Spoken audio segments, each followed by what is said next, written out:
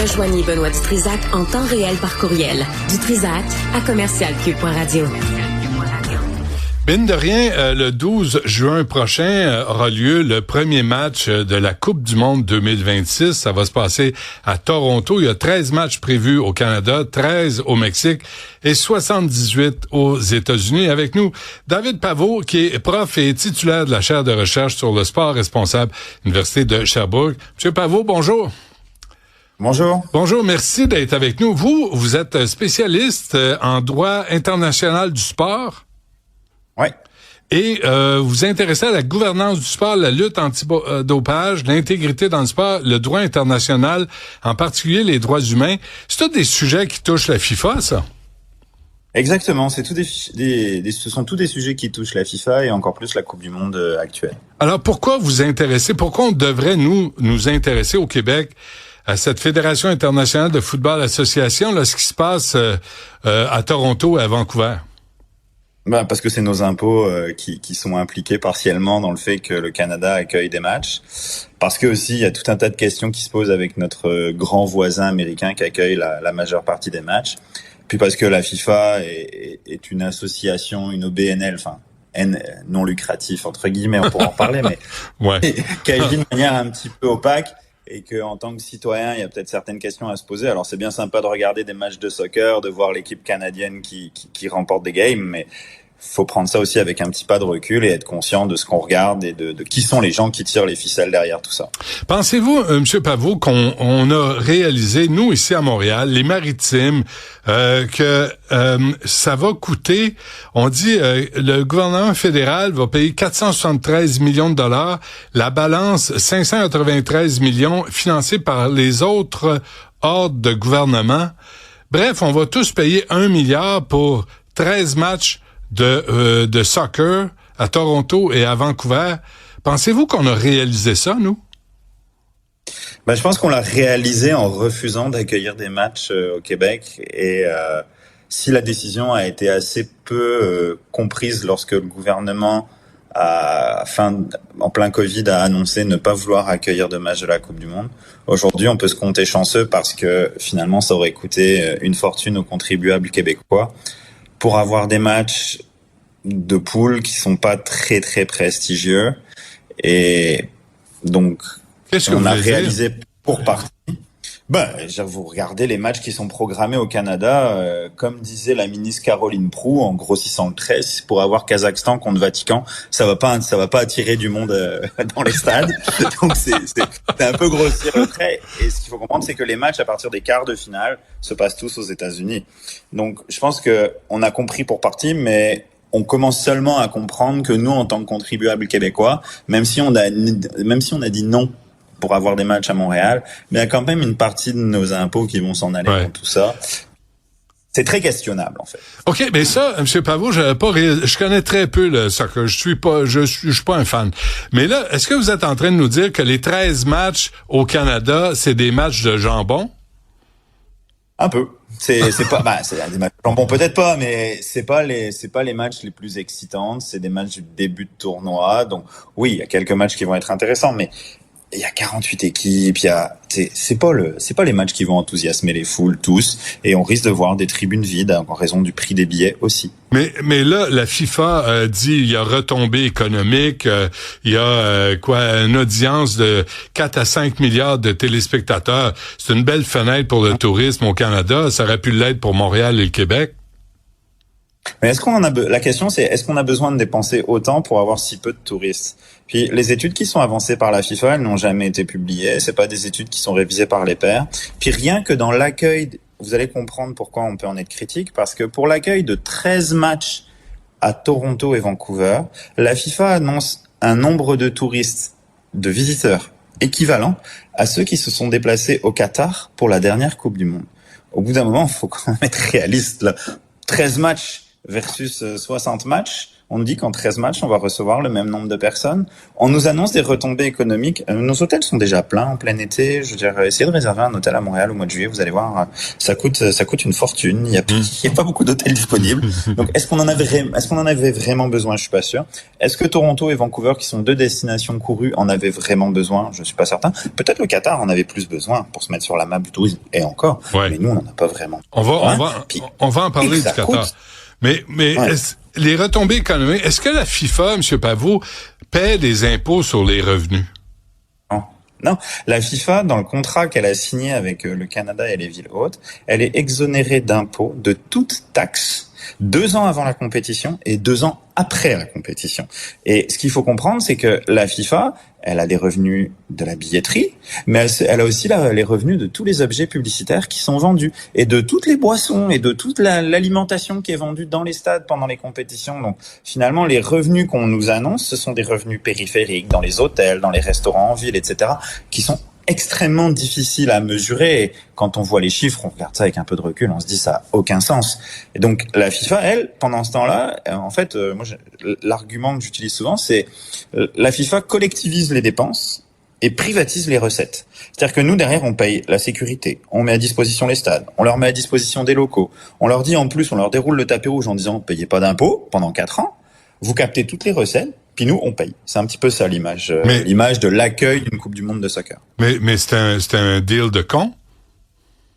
C'est un deal qui est complètement déséquilibré. C'est la même chose pour les Olympiques. Hein. C'est un petit peu le même mode de fonctionnement. Après, ça peut faire une partie de la diplomatie, de l'image, etc. Mais ce que ça coûtait il y a 20 ans, quand ça coûtait quelques millions, on pouvait dire OK. Mais là, quand on dit presque 1 milliard pour 13 matchs, donc presque 90 millions le match de soccer, ça vaut pas ça, c'est juste du soccer. Si on nous disait 1 à 2 millions par match, passe encore. Mais là, ça n'a aucun sens. Je lisais aussi, M. Pavot, que pour venir à Montréal, la FIFA exigeait une espèce de blackout sur toutes les autres activités, avec un accès au stade, avec un blackout sur le Grand Prix. Mais pour qui se prennent ces gens-là? Infantino, Blatter, c'est qui? Ils se prennent pour des demi-dieux. D'où ils sortent, ces gens-là? La FIFA, c'est une OBNL, hein, c'est privé, donc c'est des gens qui sont élus par les fédérations nationales, dont Soccer Canada. Et c'est vrai qu'ils sont un petit peu hors sol quand on constate leurs demandes. On peut se dire, ça n'a aucun sens. Vous imaginez, pendant les 2 mois précédant la Coupe du Monde et pendant les 2 mois suivants, on devait s'engager soit à ne pas tenir d'événements, soit à demander l'autorisation de la FIFA pour, comme vous l'avez dit, tenir le Grand Prix. Il n'y a pas que les compétitions sportives, hein, les Franco, le festival de jazz, etc. C'est complètement inacceptable. C'est inacceptable. On peut, ouais. Vous nous imaginez aller voir la Fédération internationale automobile dire, finalement, on organise allez à Montréal, 13 matchs. On aurait eu 3-4 matchs à Montréal. On organise 3-4 matchs. Il faudrait décaler le Grand Prix de Montréal. Quand on connaît la difficulté d'avoir un Grand Prix de Formule 1 et puis les incertitudes qu'il peut y avoir, je suis pas sûr que ça aurait été très apprécié, puis je pense qu'on a fait un bon coup. Quelle arrogance. Alors, bravo à Caroline Proulx d'avoir dit non. OK, je vais accélérer les questions, M. Pavot. Là, il y en a plusieurs. D'abord, vous y avez fait mention, en 2006, la Coupe du Monde a eu lieu en Allemagne. Ça a coûté une légère marge d'erreur, entre 2 et 4 milliards. Au Qatar, en 2022, ça a coûté 220 milliards. Que s'est-il passé en 16 ans? Bon, il y a 2 choses différentes. Au Qatar, ils ont dû construire tous les stades. En Allemagne, c'était des rénovations de stades et quelques constructions de stades. Donc, il y a déjà une différence d'échelle. Ça, c'est la différence principale. Mais c'est surtout, c'est les exigences de la FIFA, les exonérations fiscales, les bureaux, les frais de sécurité qui vont croissant, qui ont complètement fait exploser le budget d'une Coupe du Monde de soccer aujourd'hui. Mais quand même, 220 milliards, le stade doit être sur la Lune, il doit être... C'est insensé. Oui, c'est complètement insensé. J'ai aussi beaucoup de mal à comprendre. Après, quand on voit les stades qui ont été construits au Qatar, c'est des stades démentiels avec des installations complètement folles. Ils en ont profité pour faire des grands travaux d'infrastructure, etc. Ouais. Parce que c'est aussi ça, les grandes compétitions, c'est aussi une façon d'accélérer nos infrastructures. Bon, c'est vrai que 2 à 4 milliards versus 220 milliards, il il y a un saut. Maintenant, c'est là l'explication qu'on a aujourd'hui. Moi, j'en sais pas plus. Ouais. Mais c'est vrai que c'est complètement décoiffant comme montant, 220 milliards. C'est affolant. 2-3 affaires avant qu'on se quitte, M. Pavot. Les droits humains vous intéressent. Le Qatar, on leur a reproché la façon avec laquelle il traitait les migrants, les travailleurs. En 2034, la FIFA a accordé la Coupe du Monde à l'Arabie Saoudite. Mais ce ne sont que d'excellents choix sur le niveau des droits humains.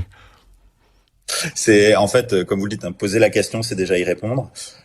Après, il y a une géopolitique du sport qui se réoriente vers les pays du Moyen-Orient qui sont très friands du sport, qui cherchent à accueillir des grandes compétitions. Puis, vous savez, les droits humains, la FIFA ou le Comité international olympique, c'est bien joli de l'afficher, mais quand on peut s'en accommoder pour avoir une organisation facile où les caisses sont ouvertes et pleines, là aussi c'est plus facile. Puis c'est plus facile d'organiser une Coupe du Monde ou les Jeux Olympiques dans une dictature où dès que vous ouvrez la bouche et que vous êtes en désaccord, on vous jette en prison, au mieux, plutôt que de faire ça au Canada, aux États-Unis et au Mexique, où il y a des journalistes comme vous, des professeurs d'université comme moi qui disent que ça n'a aucun sens. Donc, et qui éveillent la population à ce genre de questions. On veut pas ça. Ça fait aussi partie. Non, mais on est pas trop les critiques. Mais on est que des emmerdeurs, là. Tu sais, c'est le progrès là qui avance là, malgré nous. Dernière affaire, le FIFA Gate en 2015, ça a révélé que la FIFA était un organisme, une organisation corrompue. On a inculpé 14 personnes pour racket, pour blanchiment d'argent, c'est pour utilisation recours aux paradis fiscaux. Mais ce sont des bandits. En 2014, effectivement, on a mis en lumière un système de corruption systémique au sein de la FIFA. Aujourd'hui, il y a certaines voix qui s'élèvent contre le nouveau système du nouveau président Infantino. Est-ce qu'on est dans un système de corruption analogue? Je pense pas. On est dans un système de conflit d'intérêts, de copinage, où on va remettre le prix de la paix de la FIFA attribué dans des conditions très opaques à Donald Trump. Donc, il y a quand même des zones grises qui font que peut-être qu'un jour on va connaître un deuxième FIFA Gate. En fait, je serais pas vraiment surpris. Ouais. Vous aimeriez pas ça? Vous seriez pas fier d'avoir le prix de la paix de la FIFA sans aucun critère de sélection, d'ailleurs? J'en veux pas, moi. Moi, perso, j'en veux pas. Je sais pas si vous le voulez. Moi, je m'en fous. Donald Trump avait besoin d'un bonbon, on le connaît, Ouais. On connaît son côté égocentrique. On avait eu tort de pas lui donner le prix Nobel de la paix après qu'il ait arrêté 13 conflits. Bon, il en a déclenché plusieurs depuis. Ouais. Donc le comité Nobel s'est pas vraiment trompé, mais il avait besoin d'un bonbon. Puis je pense que entre gens qui n'ont pas fait forcément nécessairement une éthique toujours au bon endroit, entre lui et Gianni Infantino, la bromance comme on dit là, finalement donner un prix à son ami c'était facile. Puis Gianni Infantino s'est assuré peut-être les faveurs du président américain pour que la Coupe du Monde de soccer se passe bien. Ce dont on peut douter quand on voit la manière dont on traite les footballeurs iraniens et de République démocratique du Congo. Ouais. On se rappellera que l'équipe d'Iran a toujours pas ses visas pour se rendre aux États-Unis. Là, ils sont arrivés au Mexique. On va voir s'ils vont arriver à jouer. Mais Infantino, c'est le digne successeur de Blatter en termes de manipulation et même de corruption. En tout cas, il y a des questions qui se posent même au sein de la FIFA sur la gouvernance de Gianni Infantino. Au niveau régional, au niveau nord-américain, l'ancien président de Soccer Canada, qui était très critiqué pour avoir vendu les droits de commandite de Soccer Canada à un prix complètement dérisoire, est aujourd'hui le président de la CONCACAF, la Fédération d'Amérique du Nord et des Caraïbes, et est aussi vice-président de la FIFA. Donc il y a plusieurs questions qui se posent effectivement. Dans certains milieux, on dit que Infantino est pire que Blatter. Donc, moi, je dirais plus ça continue, moins ça change. Voilà. Est-ce que le Mexique paie le même montant? C'est un auditeur qui nous pose la question, Ghislain. Est-ce que le Mexique paie le même montant pour les matchs qu'on connaît au Canada? En fait, c'est les frais de prise en charge qui sont importants en matière de sécurité, etc. Les contrats sont les mêmes. Okay. C'est juste que certainement le salaire des policiers mexicains doit être un peu moins élevé, mais les contrats sont analogues. Ouais, mais les pots de vin coûtent plus cher. Ça, je ne sais pas. Moi, j'en ai pas, en tout cas. Non, c'est clair. David Pavot, de l'Université de Sherbrooke. Un gros merci. Bonne FIFA. Allez-vous suivre ça, vous? Est-ce que ça vous intéresse? Oui, regarder les games, mais toujours avec un regard distant, puis en sachant ce qu'on nous expose, ce qu'on nous expose et ce qu'il y a derrière. Je pense qu'on peut pas se désintéresser quand on aime le sport. Après, il faut savoir ce qui est effectivement les enjeux, les contraintes un peu plus larges. Donc, regardez ça, mais avec un œil averti et critique. Voilà. David Pavot, un gros merci. À la prochaine. Merci à vous, au plaisir. Au revoir. Salut.